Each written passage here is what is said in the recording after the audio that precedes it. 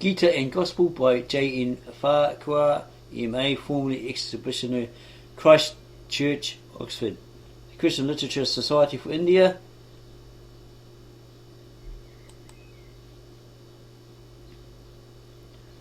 Table of contents.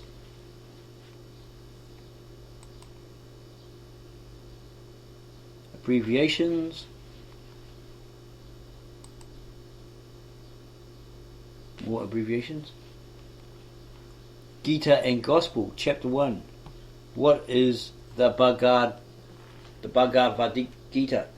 In the whole literature of the world, there are few poems worthy of comparison, either in point of general interest or of practical influence. With the Bhagavad Gita, it is a philosophical work, yet fresh and readable as poetry, a book of devotion, yet drawing its main inspiration from speculative systems, a dramatic scene from the most fateful battle of early India, story yet breathing the leisure and the subtleties of the schools founded on a metaphysical theory originally atheistic. And there's a footnote indication there that the philosophic basis of the book is primarily the Sankhya system, which is essentially atheistic, yet teaching the most reverent adoration of the Lord of all. So is that saying that originally this Bhagavad Gita was influenced by the Sankhya system, which was atheistic, essentially atheistic?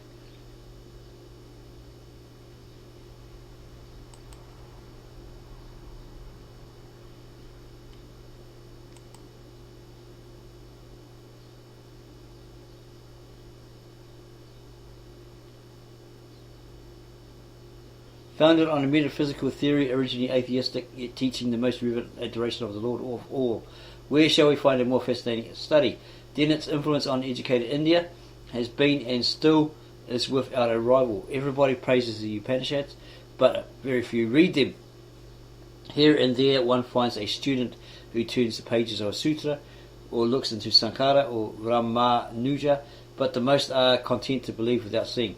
The Gita, on the other hand, is widely read and loved among the educated classes. Though it is only Smriti, tradition, not Suriti, revelation, yet it is much more studied, admired and praised today than any hymn, Brahmana or Upanishad. Editions of the text are constantly being published in all parts of the country.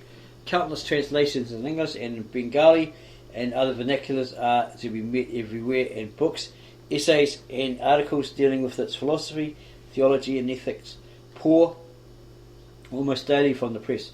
Nor is there any need to apologise for this partiality. The divine song is the loveliest flower in the garden of Sanskrit literature. The poem has also received a great deal of attention and admiring recognition from Europeans. It was the first piece of Sanskrit literature ever translated into English.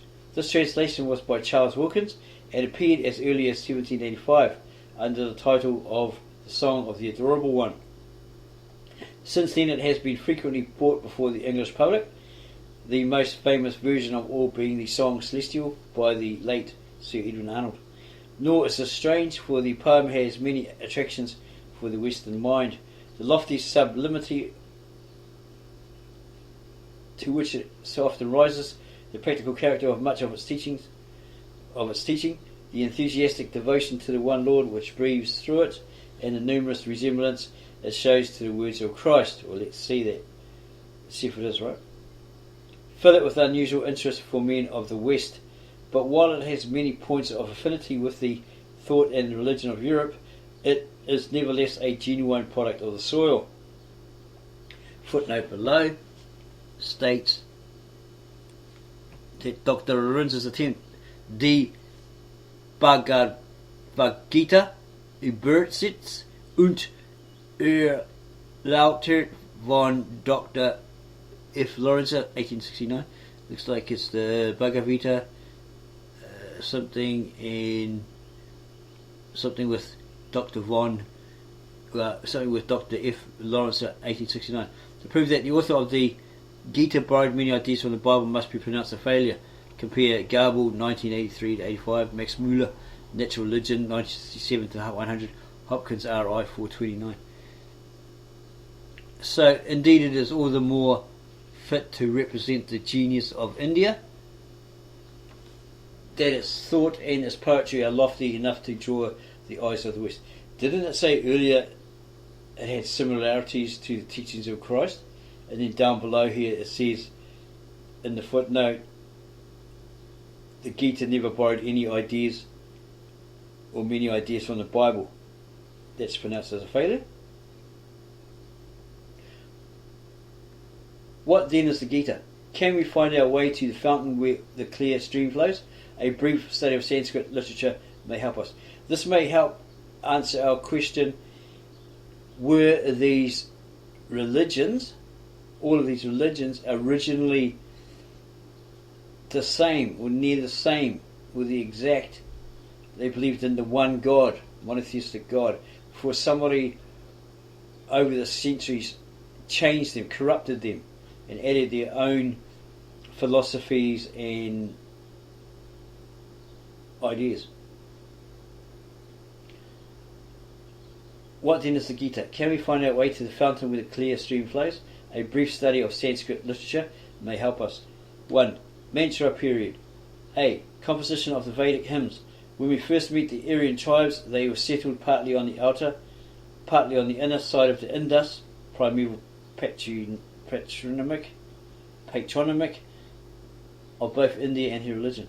And the tribesmen were soldier farmers, equally used to the plough and the sword. They were constantly at war with the Aborigines. This means the indigenous peoples of geographical locations. It doesn't mean the Australian Aborigines. Round about them, and they looked eagerly for sunshine and rain to mature their crops and give them fodder for their flocks and herds. It's basically some sort of food for them, right? Straw, hay, whatever. They were a deeply religious race, worshipping the devas, i.e. the shining ones, and trying to win their favour with sacrifice and song. Each householder had priestly functions, approaching the gods. Okay, there's more than one god there, so it's probably a pantheon of gods. For himself and his family, they loved song and believed the gods, pantheon of gods, shared this partiality. Hence, when some man of poetic power composed a fine hymn of praise in honour of Agni of Varuna, it was carefully committed to memory, constantly used at sacrifices and handed down from generation to generation. The religion of the tribes was polytheistic, so they believed in more than one god, 2, 3 or more.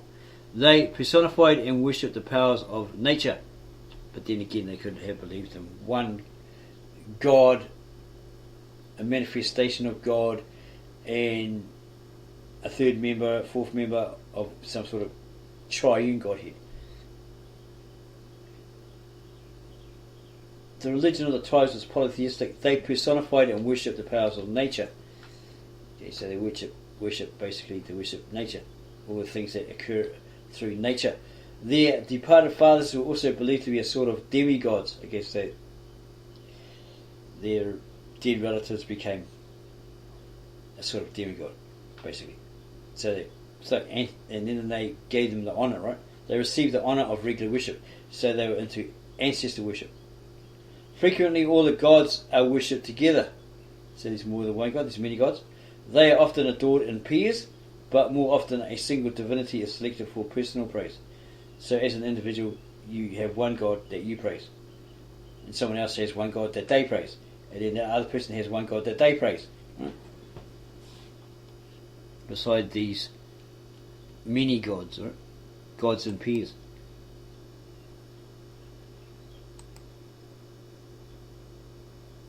Several of the hymns addressed to Varuna are written in high moral and spiritual strain and come very near monotheism indeed. Footnote at the bottom. On the religion of the Rig Veda, see Kaigi, etc., etc. It's recommended there by this writer. Hymns addressed to Varuna are written in high moral and spiritual strain and come very near monotheism indeed, belief in one God.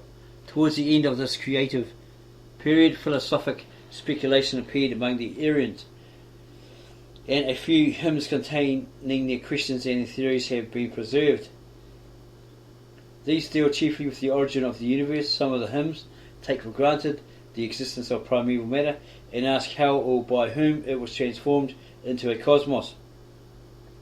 In others, there's more monotheistic feeling and a creator, either Hiranya Garbha or Visvakarman was described. In others, the strain of thought is agnostic. So, they're not too sure if they're real or not.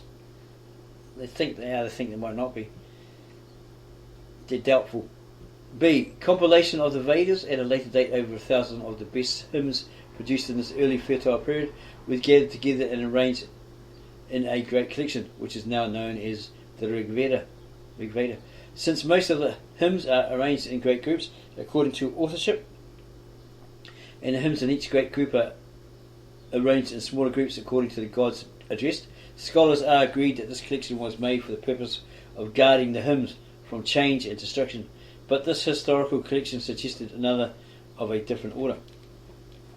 Aryan society had so far developed by this time that priestly functions tended to be monopolised by a class of men devoting their whole lives to priestly work. They were the depositaries of sacrificial rules, and they knew the appropriate hymns. These priests were even divided into orders corresponding to distinct sacerdotal duties. So some individual among the special class of priests who presided over the ritual of the Soma sacrifice made a collection of all the stanzas which he and his brother Ugatris were accustomed to chant at the pressing and outpouring of the divine drink. This collection is called the Samaveda, or chant book. Then the Advareyu priests formed a sacrificial manual containing not only the liturgical verses and prose formulae which they muttered while they were preparing the altar and the sacrifices, but also their interpretation and the rules for the attendant ritual. This is the Black Yajurveda Veda, or mixed sacrifice book. By the time this compilation was made, the home of the Aryan people was the great middle land between the Sutlej on the west and the junction of the Ganges and the Jumna at Prayaga on the east. Next, a further step was taken. The verses and the prose formulae were separated from their interpretation and the rules and were formed into the White Yajurveda, or pure sacrifice book. 2. Brahmana period. As time went on, the priesthood gained a greater ascendancy over the other classes. The sacrifices became more complex and elaborate, and the training of the priest was correspondingly extended. The Brahmanas placed before us the sacerdotal learning of this period as taught in the Vedic schools. They are in prose, and the language is considerably different from the language of the hymns. The kernel of these books consists of sacrificial rules and instructions. For each Brahmana is a handbook to one of the Vedas, and was meant to enable the priest to do his part in the sacrifice accurately and intelligently. But besides sacrificial directions and explanations, they also contain a great deal of mythology, philology, literary law, grammar, theology, mysticism, magic, and such like. In passing from the hymns of the Rig Veda to the Brahmanas, one receives a very rude shock. The fresh poetry of the youth of the world has given place to the most prosaic and uninteresting disquisitions in the whole world. These books thus introduce us to an altogether different period in which we meet new men, new ideas, and new ways of life. The beginnings of the doctrine of the transmigration of the soul make their appearance here. 3. Upanishad period. The Aranyakas and the Upanishads placed before us a further development of Indian religion.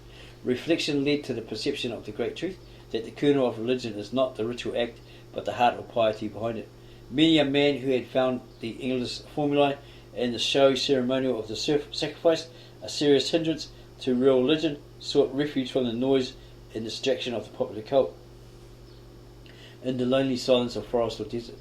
To run over the sacrifice of one's own mind, they reasoned, was as acceptable to the gods as to kill the horse or to pour the ghee, it's Indian butter, upon the altar fire. As far as we know, it's just former Indian butter. But they soon reached the further position that for the man who has attained true knowledge, sacrifice is altogether unnecessary. For knowledge of the world soul emancipates a man from the chain of births and deaths and leads to true felicity. So that frees him, liberates him from that chain of births and deaths, reincarnation and something like that. The main purpose thus of the Upanishads is to expound the nature of the world soul. Their teaching is by no means uniform. Not only do the separate treatises differ the one from the other, contradictory ideas are frequently to be met within the same book. They all tend to idealistic monism. They all agree in identifying the soul of man with the world soul, but on the questions whether the latter is personal or impersonal, how spirit and matter are related, and how the emancipated or liberated human soul will join the divine soul after death, there is no unanimity. Footnote below reads, for the teaching of the Upanishads, see Dawson P. Hopkins, R.I., Chapter 10, etc., etc. There is thus no speculative system to be drawn from these books. Those of the ideas that are held with settled serious conviction are taught rather dogmatically than philosophically. And on the other hand, where there is freedom of thought, there is rather a groping after the truth than any definite train of illuminative reasoning. Yet this occasional conversational, unconventional character gives these simple and sincere treatises their greatest charm and fits them for that devotional use to which so many generations of pious readers have put them. To this early period, there belongs only the first great group of prose Upanishads, the Brihadaranyaka, Chandogya, Taittiriya, Aitareya, Kaushitaki, and parts of the Kina. And footnote here at the bottom says, see Dawson on each of these Upanishads, and especially page 264. Compare MacDonald 226 and Garb 69. 4. Sutra period. Books and writings were not used in the ancient Vedic schools. The master repeated to his pupils what he himself had learned. A bit like the Jews, right? They learn it over and over again. They learn it to memory, committed it to memory, and they're able to repeat it word for word. I guess if you screwed up, you probably get a telling off or something like that, and do it again, until you can repeat it word for word, orally. The master repeated to his pupils what he himself had learned, until they had committed it to memory. Consequently, as knowledge grew and the compass and the number of the subjects taught in the schools went on increasing, the mass of material to be acquired became more and more unmanageable. It became impossible for the student to store in his memory everything which he wanted to know, so long as it was presented to him in the extraordinary prolix manner of the Brahmanas. A new method was therefore invented. All the knowledge which a student had to acquire was expressed in strings of aphorisms of the briefest and most pregnant description. As time went on and the new method developed, it became a conventional system of technical terms like a modern telegraphic code. These pilules of condensed knowledge were called sutras. The method was not confined to the knowledge which the priest needed for the performance of his duties. The style was found to be of great practical utility or usage, and was therefore widely used and became the chief literary characteristic of the age. The sutra period is usually spoken of as lasting for about 3 centuries, from 500 BC to 200 BC. The upward limit is fixed roughly by the fact that the rise of the sutra style was contemporaneous with the lifetime of Buddha. The old Upanishads are probably all anterior to him. The bulk of the existing sutras are probably posterior. The lower limit does not mean that sutras ceased to be written about 200 BC, but that forms of literature sufficiently new to characterize a new age then came into prominence.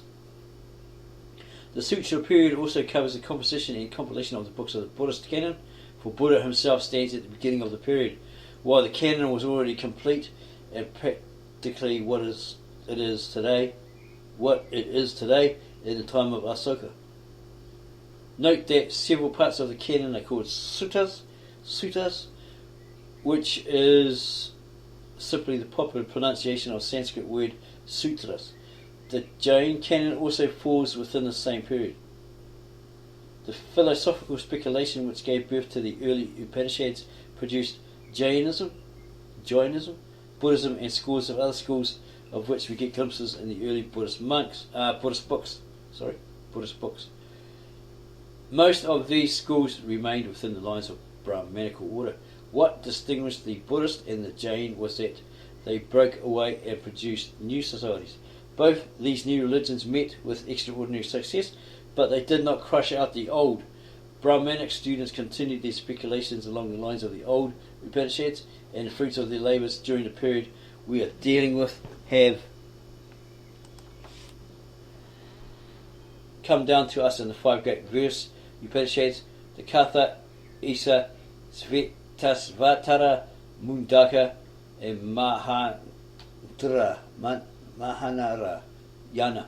The brief pointed aphoristic character of these poems shows plainly that they were put together to be committed by memory to memory. The same style was used by the Buddhists of this period. Compare especially the Dhammapada and other volumes of the Khuddaka Nikaya. These Upanishads show clearly that the six systems of philosophy, which later became recognized as orthodox, were then only in the making. Ideas occur in them which later took definite shape as Sankhya, Yoga, and Vedanta doctrines, but there is no thought of there being mutually exclusive systems. The only one that is mentioned by name is the Sankhya.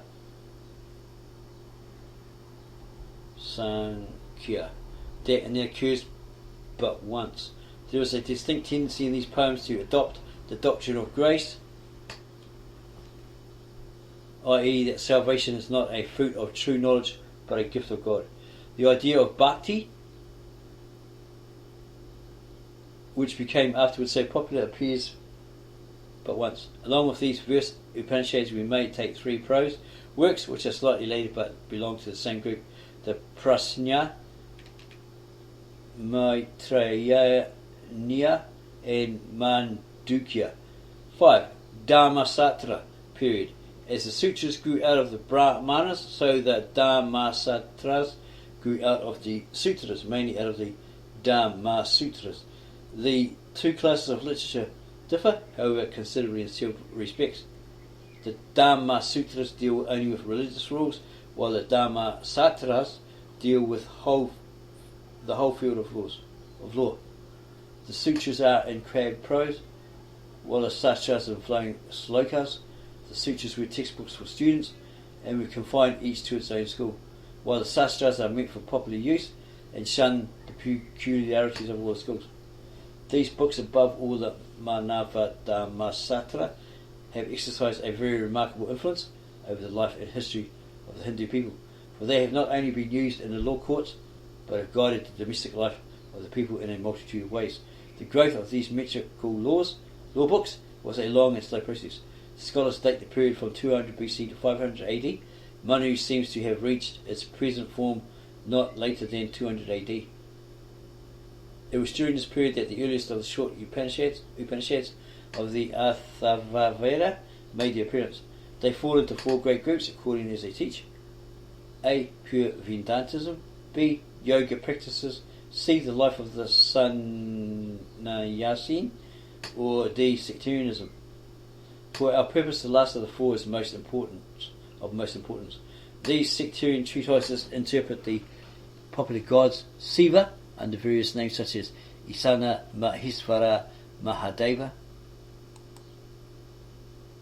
and Vishnu as Narayana and Nrsimha as personifications of the Atman. The different avatars of Vishnu are here regarded as human manifestations of the Atman. Let readers note that the doctrines of avatars is quite unknown in the Vedas, the Brahmanas, the early Upanishads, the Sutras, and the verse Upanishads. We may also note that in groups A and B we find what is not found in earlier Upanishads, namely the phrase Sankhya Yoga, used as the name of a system. Here also the doctrines of grace and bhakti, the beginnings of which we found in the verse Upanishads, are regularly taught. We have not yet dealt with the Mahabharata. The reason is that the long process of the growth of the epic extended from 500 BC to 500 AD, thus covering both our 4th and our 5th periods. The basis for all criticism of the epic is supplied by the poem itself. The words we are about to quote are from MacDonald's Sanskrit Literature, page 284, but anyone may verify the facts for himself by reference to the first book of the Mahabharata. We further find in Book 1 the direct statements that the poem at one time contained 24,000 slokas before the episodes Upakhana were added, that it originally consisted of only 8,000 slokas, and that it has been three beginnings. Working from this starting point, scholars have studied the epic with the minutest care and have come to the conclusion that the history of its growth falls into the following three stages. And footnote down below here. Hopkins, GEI 397-398, MacDonald 283-286. Buncombe, Chundra recognises the second and third stages. See Krishna Charita chapter 9. No, chapter 11. Early heroic songs. There's the three stages. Early heroic songs strung together into some kind of unity. This is the stage recognised in Book 1, when the poem had only 8,800 slokas, and is in all probability the point at which it is referred to by Asvalayana in his Griha Sutra. B. A Mahabharata story with Pandu heroes and Krishna as a demigod. This is the form in which it had 24,000 shlokas and is a stage of the poem referred to by Panini. C. The epic recast with Krishna as all God and a great deal of didactic matter added. This last stage was complete by about 500 AD. Interpolations of an unimportant character have taken place since. The third stage of the epic thus falls in the Dharma Sastra period. 6. Purana period. As this is outside the range of our inquiry, we need only mention it. We had better exhibit the main points of the development we have been studying in tabular form. Sanskrit literature. 1. Mantra period. A. Composition of the Vedic hymns. B. Compilation of the Vedas. 2. Brahmana period. The early Brahmanas.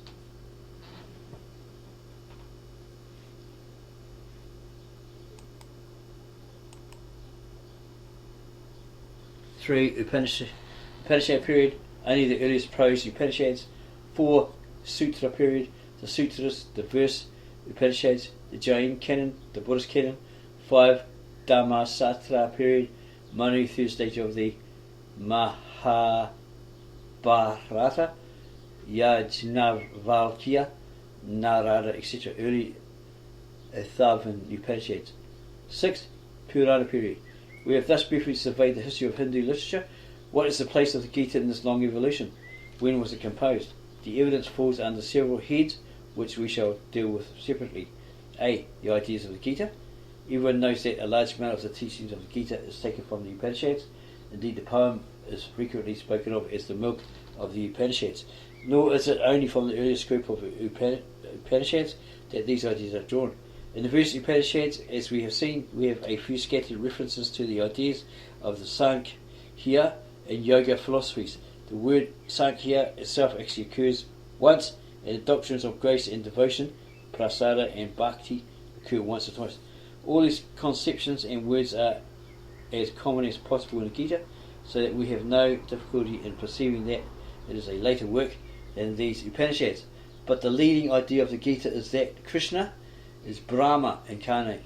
Round that all the rest of the teaching gathers. Now, to what period of Hindu thought does this idea belong? We seek for it in vain in the Vedas. There is not a trace of it in the Brahmanas or in the early Upanishads. It is never found in the Sutras, nor yet in the Upanishads belonging to that period. It first appears in the Atharvan Upanishads and in the third stage of the Mahabharata. There, for the first time in Sanskrit literature, the doctrine of avatars appears. The wording of the Sankhya and the yoga systems as Sankhya Yoga does not occur earlier than the Avathan Upanishads, as we have seen. Thus all the ideas of the Gita point to our fifth period as the time when the poem arose. B. Literature mentioned in the Gita. The Vedas, Sarveshu Vedeshu, were a well-known and well-defined body of literature in those days, and they are distinguished from later literature by the technical name for the highest form of revelation in Hinduism, namely Suruti. To Suruti Pratipana Buddhi. The Brahmas are mentioned also. We need not argue that the Upanishads were well known when the poem was composed, for that is patent in almost every sloka. But we may mention that in one verse. Vidan Takrid Vidavid Eva Ka Aham 15:15.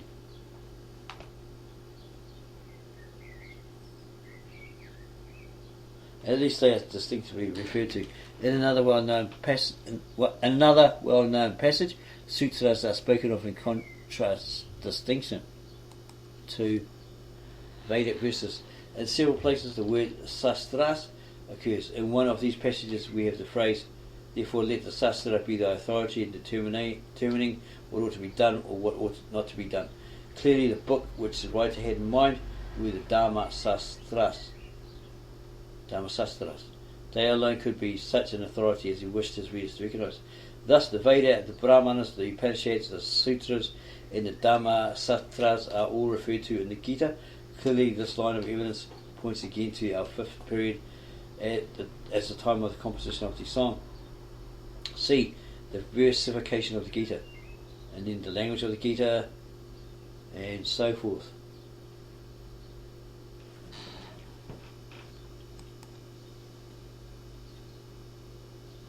And there's plenty more information to follow.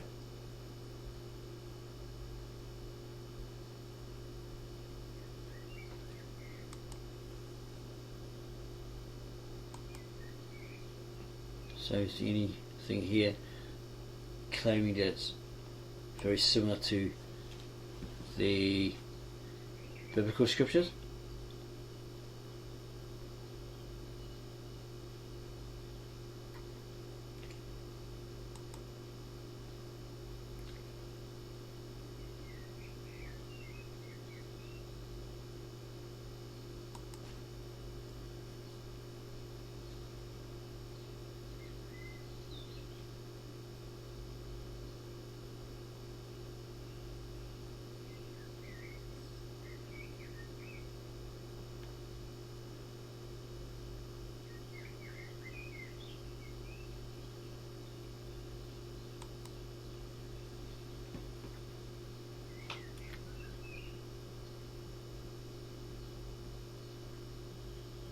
We just noticed something.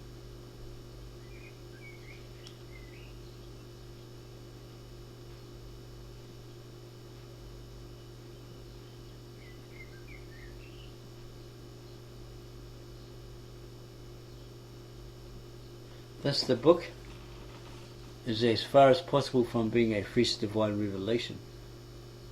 The doctrine of Nivrittaka Karma in Manu. No, it's not it.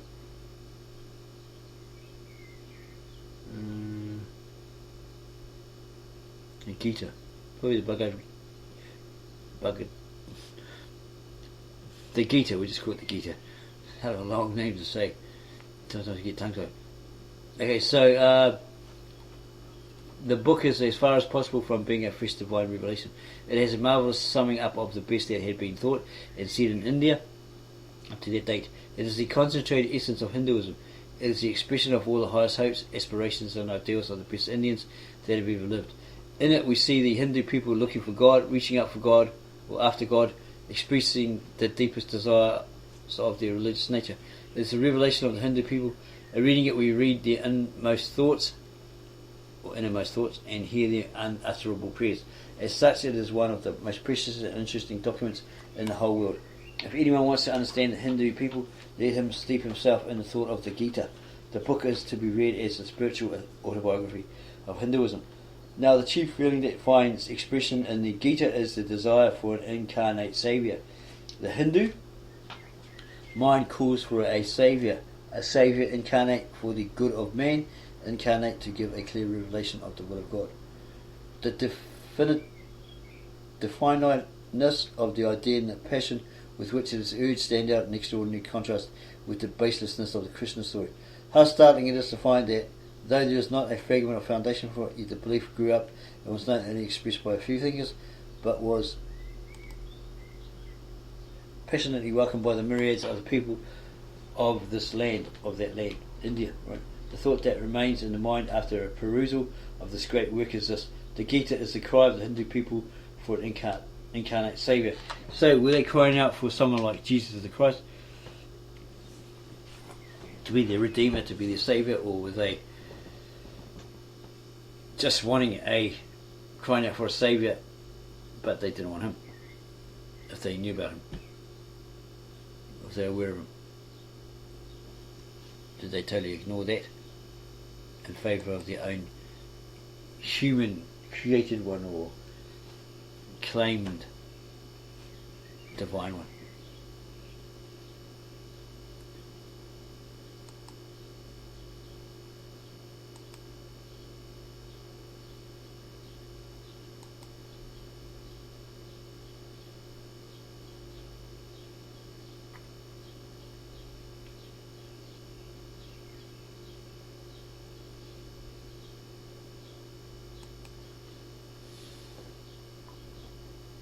Chapter 3, the Servant of Jehovah.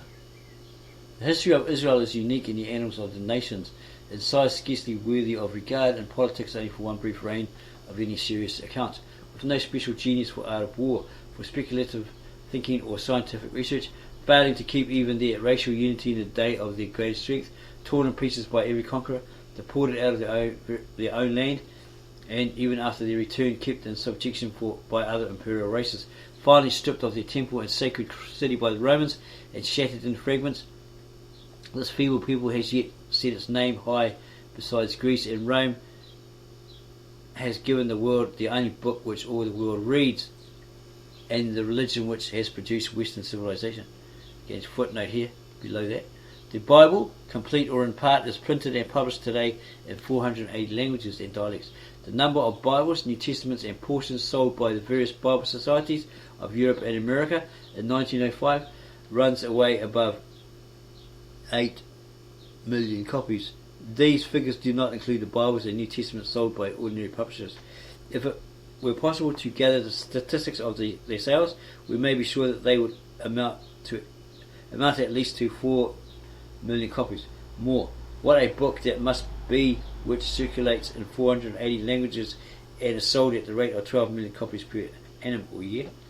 The one duty of which the best spirits in Israel were conscious throughout the history of the people was faithlessness to Jehovah. Indeed, the whole consciousness of the race might be summed up in two phases. Jehovah is the God of Israel, and Israel is the people of Jehovah. War, government, philosophy, art might be for other peoples. Israel's one duty was to serve her God. Religion, the sole activity of her spirit. The relation between Jehovah and Israel was a peculiarly tender one. When Israel was a child, then I loved him and called my son out of Egypt. 1. And that's a footnote down the bottom here is probably referring to the book of Hosea 11:1.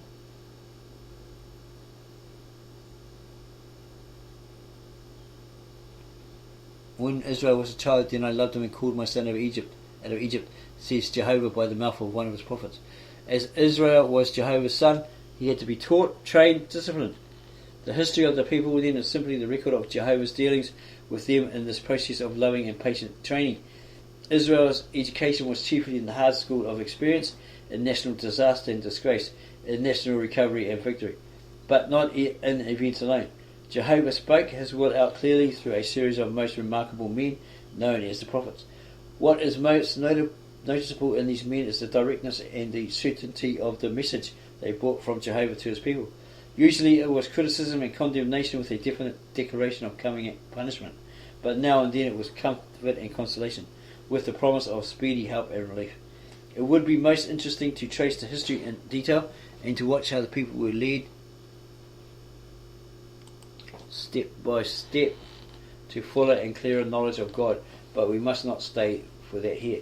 We only need say sufficient to enable readers to understand circumstances in which the great prophecy which we wish to discuss came to be uttered. The people were slaves in Egypt. They were brought out under Moses, and in the peninsula of Sinai a covenant, or promise or agreement, was made between them and Jehovah, their God, which laid the foundation of their religion and their national life. Joshua was their leader in the conquest of Palestine, an event which probably took place in the 13th century BC. During the first 2 centuries of their residence in the land, they had no settled form of government, but acknowledged as their rulers from time to time certain personalities known as judges. Towards the end of the 11th century, the pressure of the Philistines led to the establishment of a monarchy.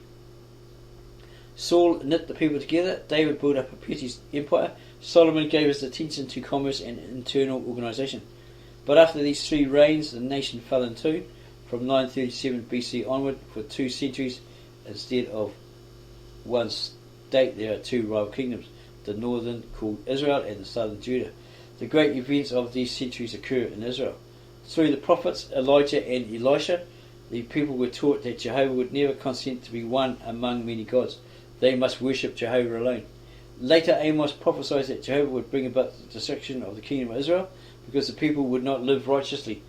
They offered God sacrifices while he demanded righteous conduct between man and man.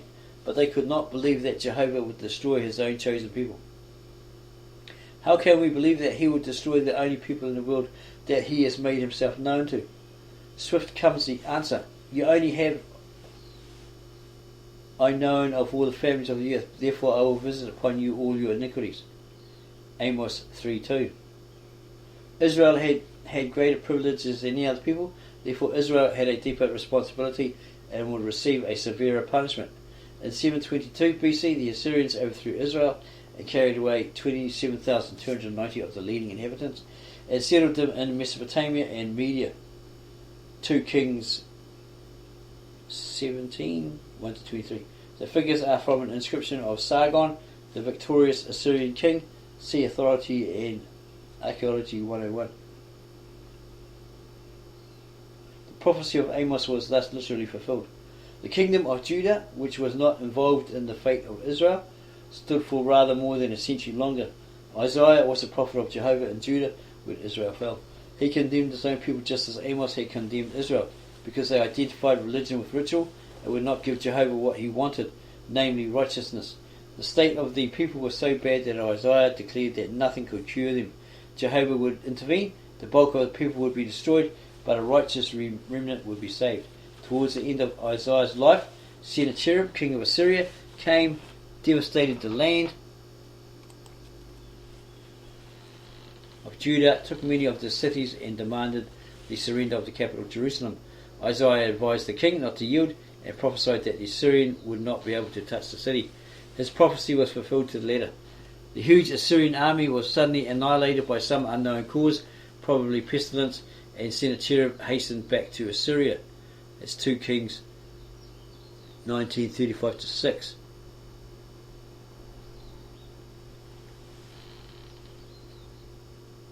A century later, Judah was in a still worse condition. Idolatry, polytheism, immorality were eating out the vitals of the nation. In 604 BC, Jeremiah prophesied that Jehovah would bring Nebuchadnezzar, king of Babylon, into Syria, and that he would destroy Judah and all the nations round about, that they would groan under the rule of Babylon for 70 years, but that at the end of that period, Jehovah would punish the Babylonians for their iniquity and would make their land desolate forever. But his countrymen would not listen. Jehovah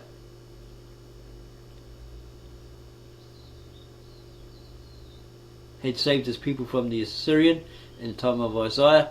Why should he allow the Babylonians to touch him now?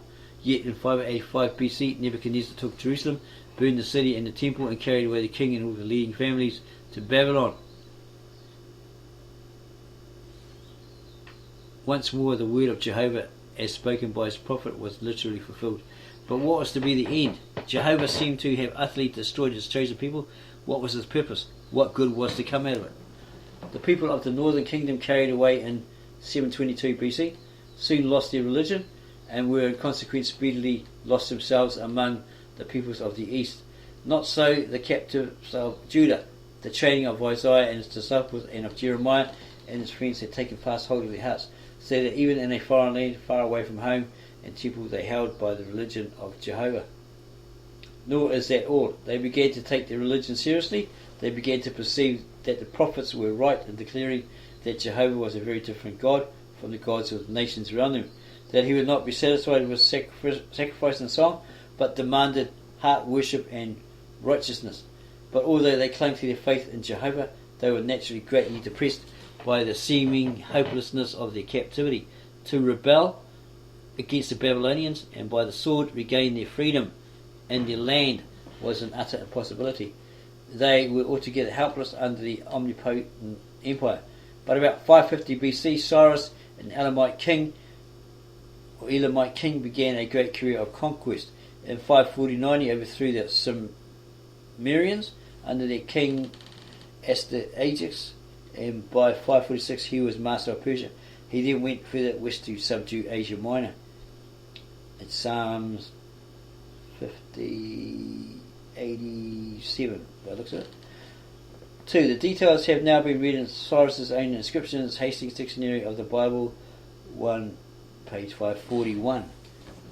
It was at this juncture, according to all scholars, that a great prophet, whose name is unknown, began to comfort and encourage the Jewish exiles in Babylon. His prophecy is preserved for us in the latter part of the book of Isaiah. His message is that the sufferings of the exiles are nearly at an end, that Cyrus is to capture the Babylon and give them leave to return to their native land. They could go back to Jerusalem and repair that temple. He funded them, gave them all the supplies they needed. Some went back, some didn't. In 538 BC, Cyrus marched into Babylonia, defeated the Babylonian army, and seized the city, thus fulfilling in a very striking way the second part of Jeremiah's prophecy. Soon after, the Judean captives received permission to return to Palestine. They were also allowed to carry with them the sacred vessels which Nebuchadnezzar had carried away from the temple in Jerusalem.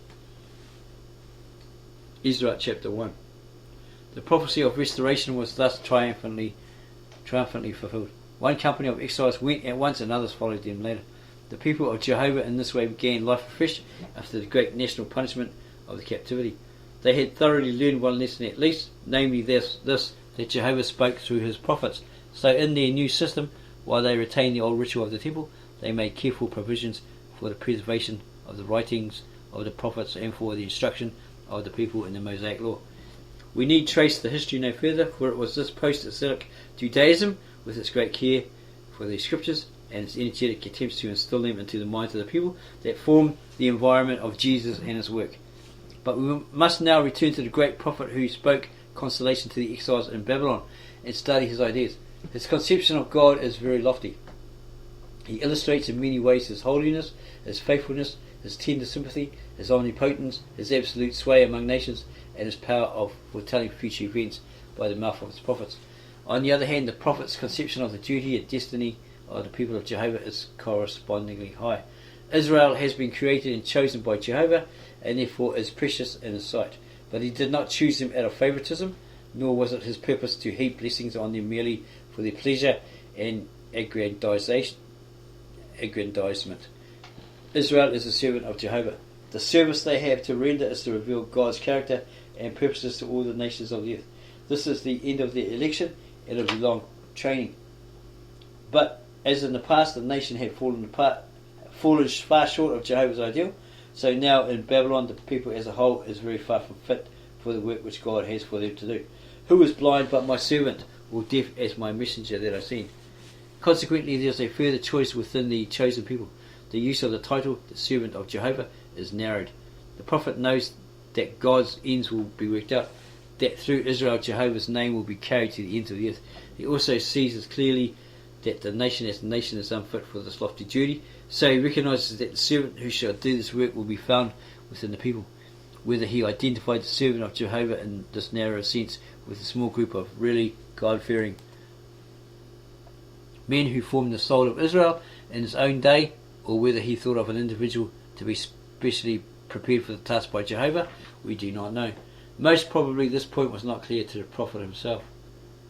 And footnote below. For the ideas of this great prophet, see the Cambridge Bible for Schools, Isaiah volume 2, paragraph 22 to 39, and these other chapters here.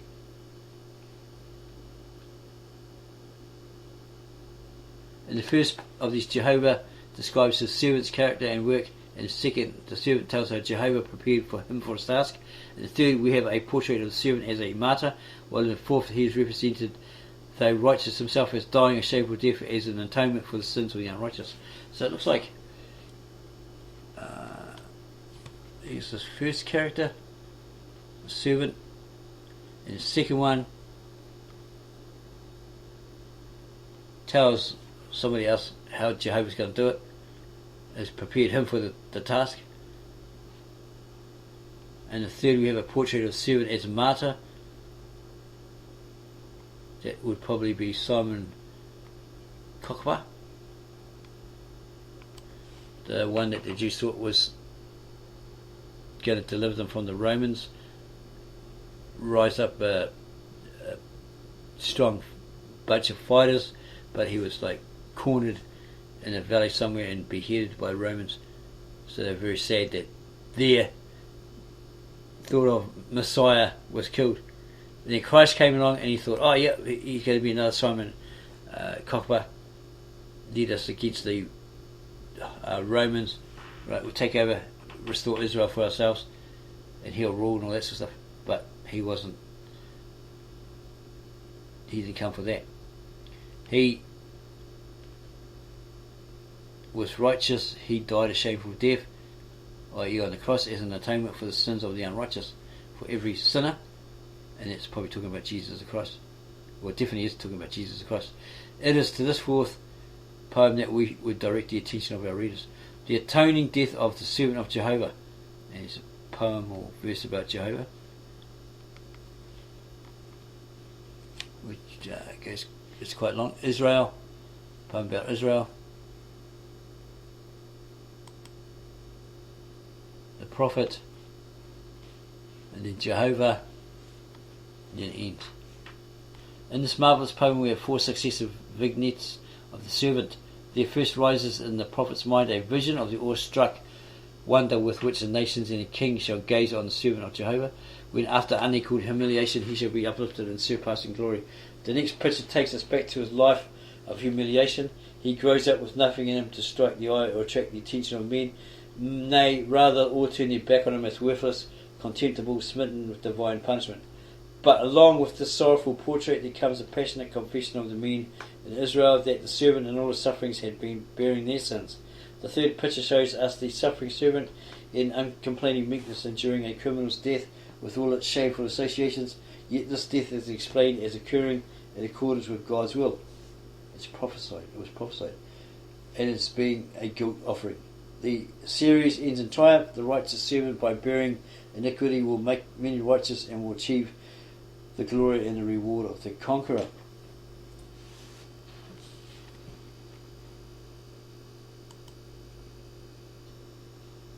In this prophecy, the remarkable thing is that the sufferings and death of the servant are construed throughout, not as a martyrdom, but as much more. In his death he lays down his life as a guilt offering, and all his sufferings inclusive of his death are, from Jehovah's point of view, chastisement laid on him on account of the sins of others. From the servant's point of view, a voluntary bearing of their iniquities. His willingness to endure and his meekness under oppression are very vividly put before us, but God's purpose to crush him is insisted on with equal emphasis. The awful tragedy happens within Israel, but after it is consummated, the servant, once so despised, neglected and oppressed, startles the nations and kings in amazement, shut their mouths in his presence.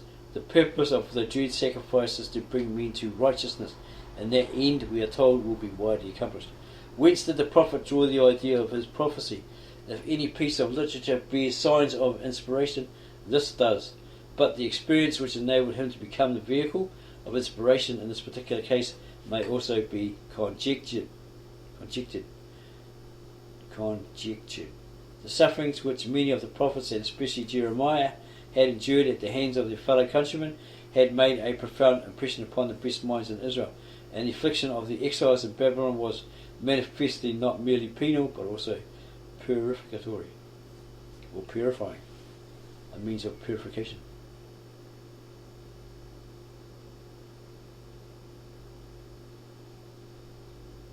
We hope that you've enjoyed this video, you found it very interesting.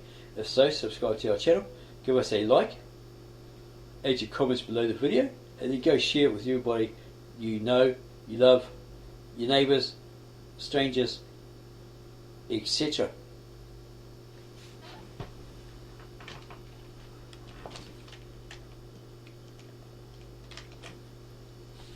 Oh, far out. What did I do? You idiot. Oh my gosh. What did you do, you fool?